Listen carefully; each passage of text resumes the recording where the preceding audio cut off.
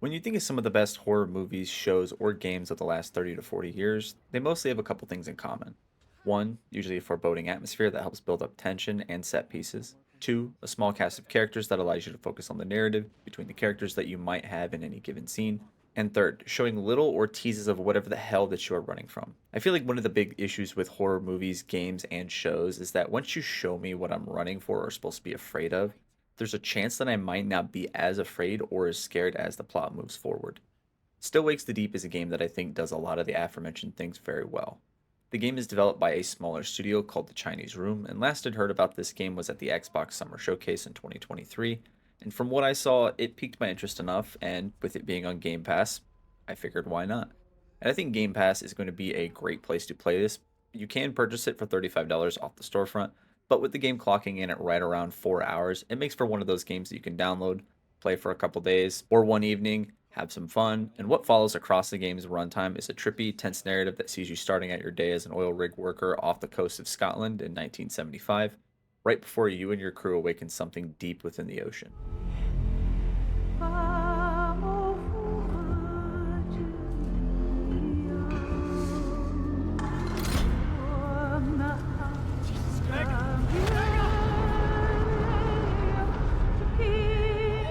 I went ahead and I played this game on PC with an RTX 4080 and an i7 13700K with all the settings turned up to their highest possible value. And I have to say, for it being a smaller studio, the game actually looks pretty damn good. And I think they're able to do a lot with the lighting and the rain, with it being set in a fixed location of an oil rig.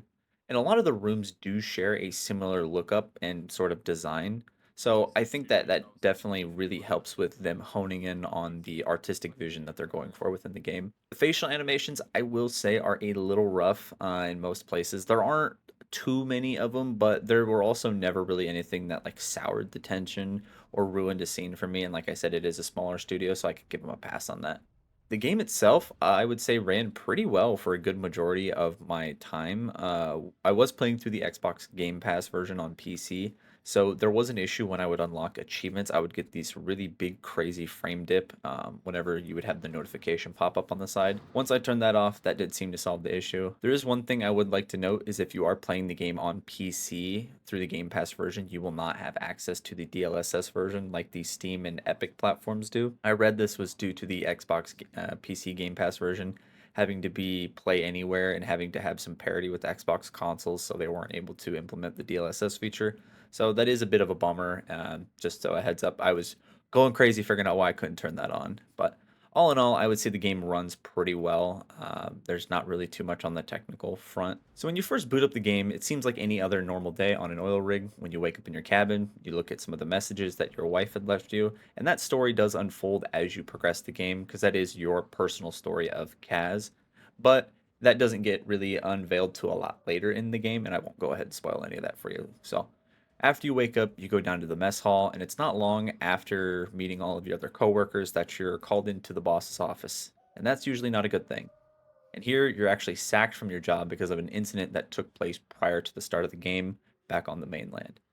While you're boarding the helicopter to the mainland, the oil rig is thrown into disarray, people are tossed from the rig, equipment is damaged, and you are knocked unconscious. When you wake up, you learn that your ride is gone, and you have to figure out what the hell happened and how to survive. The gameplay can be boiled down to it being basically a walking simulator, and that is true for the most part. It does require a little stealth in some sequences because you don't actually get a gun or a weapon at all in this game. Most that you have at any given moment is your trusty flashlight that lights the way, and no, it's not like Alan Wake. Another neat aspect of the gameplay that I wanted to touch on was the use of yellow paint in this game. As well, in most other games, it can seem a little handholdy or too obvious where you need to go with the yellow paint. In Still Wakes the Deep, it's actually done in a pretty effective way with most of the important set pieces of the oil rig or important pieces of the oil rig seem to be painted in a red or yellow color. And I believe this is due to help with visibility and darkness, which is something that you will encounter a lot on an oil rig. And the setting of an oil rig is even just it's a scary thing itself without the backdrop of a horror game. So I thought it was a cool way for them to handle the in-world solution and as a way to guide the player on where they would need to be going and looking for. The majority of the time the gameplay segments are either going to be you sneaking, hiding, turning on some machinery, or jogging. There are a few hidden entries of lore and little journal entries that can give you some kind of context for the world and kind of what's going on the oil rig with the people. But there's no skill tree, there's no weapons that you need to upgrade, so you'll mostly just be focusing on the narrative. Like I previously mentioned, this game is only going to run you about 4 hours of playtime, so there's not going to be much in terms of replay value, but that experience that you have the first time is going to be something that you probably won't be able to replicate.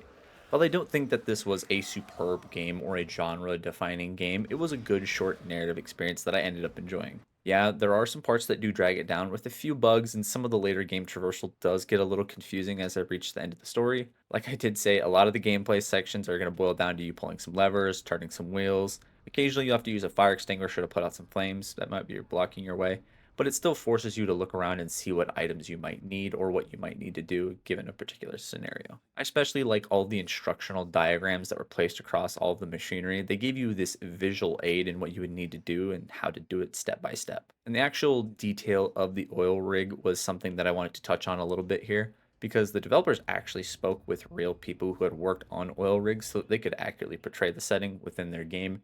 And I always love to see it when a team takes that extra step to research the setting of the game. I'm not going to say everything is one to one, but you can clearly see that they at least put a little bit of effort when making this game. While I don't think Still Wakes the Deep is going to be this game that wins awards, draws critical acclaim, what I do think it does is slot itself nicely into the horror genre, along the likes of Amnesia and the Outlast games. The short narrative allows you to finish the game, like I said, in roughly 3 to 4 hours, depending on the speed at which you go through different sections. Story was something that I found to be a little cliche. I still thought the narrative and the ending were fitting given the scenario at hand. As is a likable character, everyday man with a few personal issues to boot, but you can help sympathize with the guy because he's not your typical action hero protagonist, just some random dude that happened to be at the wrong place at the wrong time. At the end of the day, I think if you're wanting to give this game a shot, go ahead, grab a month of Game Pass, play through it in a couple days or an afternoon. You get a decent story, some pretty good visuals, and like I said, the runtime itself isn't going to take you that long. So if you did enjoy this video, make sure to drop a like, and if you've played Still Wakes the Deep, let me know what you think about it down in the comments below. If you did make it this far, I just want to say thank you for taking the time out of your day, and this has been my review for Still Wakes the Deep. Thank you for watching.